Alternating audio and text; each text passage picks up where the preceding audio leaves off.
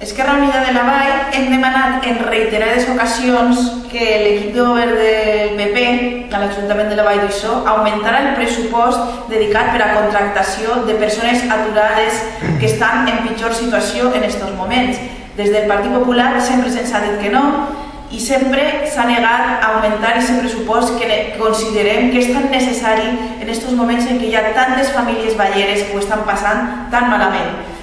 Tots els programes que deixen, tant a nivell local com a nivell de diputació o a nivell autonòmic de Generalitat Valenciana, són programes de foment de l'ocupació o de contractació directa d'aturats i aturades que exclouen a un sector de la població molt important i que és un sector que està marginat absolutament en aquests moments. Tots els programes se centren de menors d'entre 16 o 18 anys fins al 25 o inclús alguns fins als 30 anys i també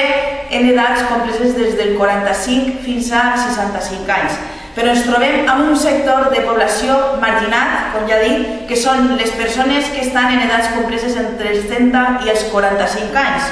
Unes persones que estan amb les millors preparacions acadèmiques, persones amb estudis i preparació i moltes d'elles també persones amb una dilatada experiència laboral, amb una carrera laboral truncada per la situació de crisi econòmica que estan patint moltes d'aquestes famílies. Com ja dic, tots els programes de foment de l'ocupació i de contractació d'aturats i aturades marginen sistemàticament a aquest sector de la població, a persones d'entre 30 i 45 anys, que es deixa en risc d'exclusió social,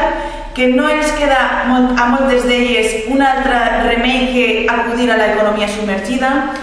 i que tenen una situació d'atur i de precarietat laboral i que moltes d'elles es veuen abocades a exiliar-se i anar-se'n a viure fora de la nostra terra per a poder buscar-se la vida, per a poder tindre una carrera laboral, per a tindre un treball i tindre una vida digna, en definitiva. Estem parlant del risc d'una generació perduda i que les administracions públiques, totes, des de la primera fins a l'última, no estan fent res absolutament per a poder recuperar a aquestes persones i per a poder donar-les una situació vital millor. Des d'Esquerra Unida reclamarem una vegada més que els pressupostos de l'Ajuntament per a l'any 2015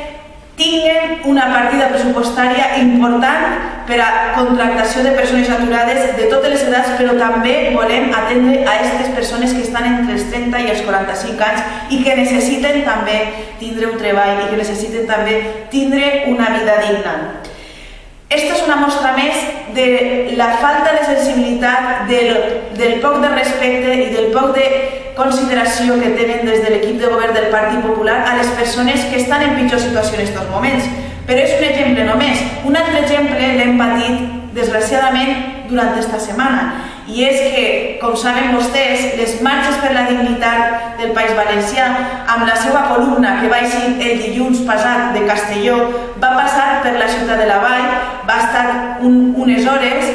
concretament el dimarts per la nit i durant el dia d'ahir, dimecres, van estar unes hores així acompanyant als ciutadans i ciutadanes de la Vall, mostrant les seues reivindicacions i animant a tot el món que els recolze en les seues justes reivindicacions de pa, treball, sostre, dignitat i sobretot en contra de la corrupció.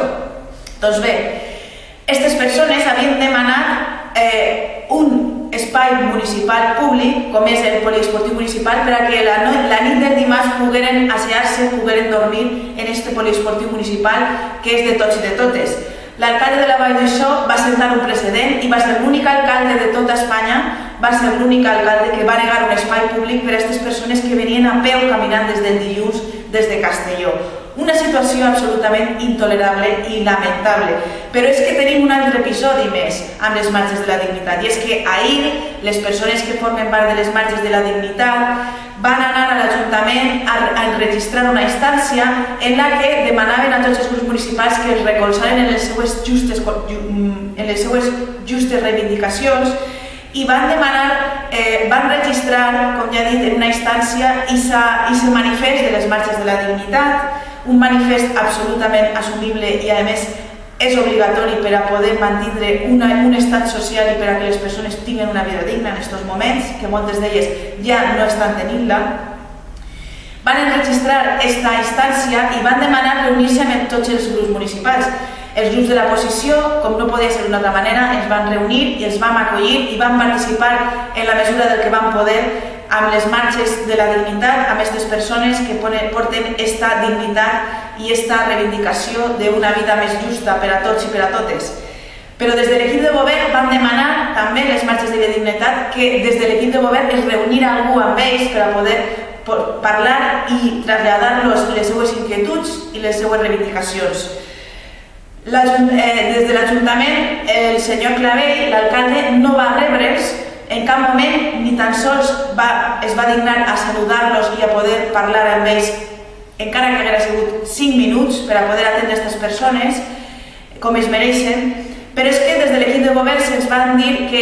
la senyora Vicente Ruiz, Elena Vicente Ruiz, els atendria com a equip de govern i que es reuniria amb ells. Va demanar que pujaren aquestes persones al seu despatx per a poder parlar amb ells i es van trobar amb la porta del seu despatx tancada i que es va tindre més de mitja hora esperant i finalment no els va atendre.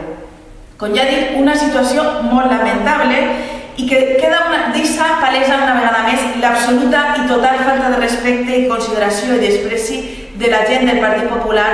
de cara a aquestes persones que estan passant tan malament i que reivindiquen una justa vida per a tots i per a totes, que estan reclamant pa, treball, sostre, dignitat i que sobretot ara més que mai estan en contra de la corrupció.